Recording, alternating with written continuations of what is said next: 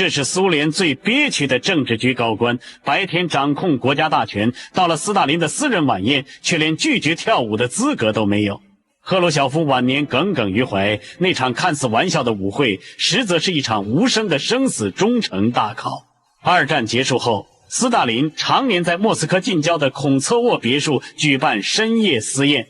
這場宴會沒有固定議程，常常從深夜一直持續到凌晨。參會的都是蘇聯頂層核心，赫魯曉夫、貝利亞、米高揚等軍政大佬，看似是聚餐閒聊，實則是斯大林專屬的權力試煉場。正式的政治局會議有流程、有規矩、有記錄，人人懂得收斂分寸。但深夜別墅飯局完全沒有規則約束，隨時從家常閒聊跳轉幹部任免，隨口一句玩笑可能是政治試探，沉默、遲疑、失態都會被悄悄記在心裡。為了熬過這場煎熬，赫魯曉夫在回憶錄裡坦言，自己白天必須刻意補覺，因為只要斯大林沒有離席，沒人敢喊累，敢早退，遞過來的伏特加沒人敢推脫。頂級高官的體面在這場飯局裡蕩然無存。宴會上最經典也最屈辱的一幕就發生在赫魯曉夫身上。酒過三巡，氣氛微醺時，斯大林突然點名讓身材矮胖的赫魯曉夫當眾跳烏克蘭霍帕克舞。這種舞蹈主打蹲跳、快速踢腿，動作幅度極大，極其考驗體力。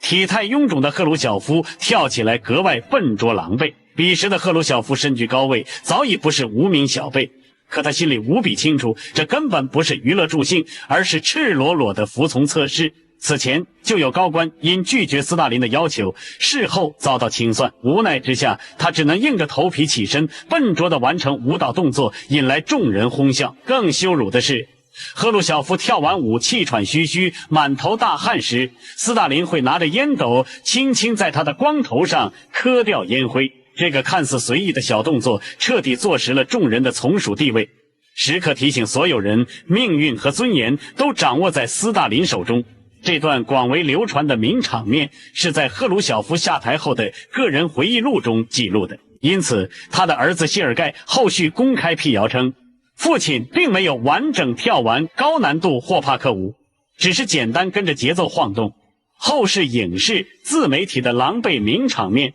大多是藝術加工。但可以確定的是，孔策沃別墅深夜宴會、當眾跳舞、酒水施壓、情緒試探，都是多位親歷者共同印證的事實。